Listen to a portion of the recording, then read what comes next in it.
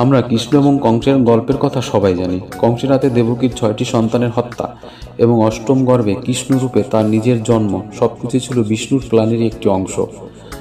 আমরা অর্জুন এবং সুভদ্রার বিবাহের কথা জানি। আমরা সুভদ্রাকে কৃষ্ণের বোন হিসেবে জানি, কিন্তু পৌরাণিক মতে সুভদ্রা আসলে কে সেটা কি আমরা জানি? আসুন সেটাই জানার চেষ্টা করি।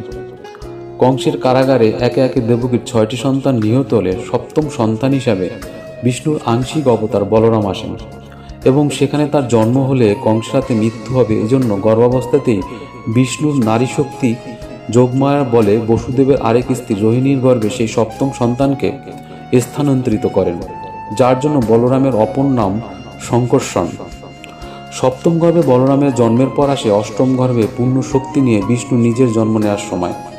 এই একই সময়ে বিষ্ণু জন্ম নেয় দেবকীর কোলে, আবার অন্যদিকে গোকুলে নন্দপত্নী যশোদার গর্ভে জন্ম নেয় নারী শক্তি যোগমায়া অর্থাৎ মহামায়া।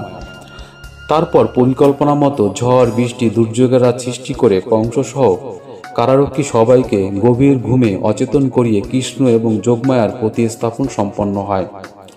অষ্টম সন্তান হিসাবে কংস এই কন্যা শিশুকে হত্যা করতে গেলে একটি দৈববাণী হয়, আরে মূর্খ, তোমারে বধিবে যে গোকুলে বাড়িছে সে। যাই হোক, একদিন বয়সী যোগমায়ার গল্প কংসের কারাগারেই শেষ।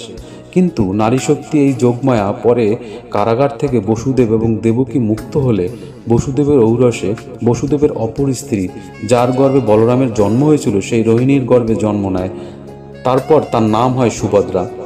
তাহলে আমরা এটা বলতেই পারি সুভদ্রা আর কেউ নয়, স্বয়ং যোগমায়া অর্থাৎ মহামায়া। আজ এ পর্যন্ত। ভালো লাগলে অবশ্যই লাইক, কমেন্ট, শেয়ার, সাবস্ক্রাইব এবং আমাদের ভিডিওগুলো দেখতে ভুলবেন না।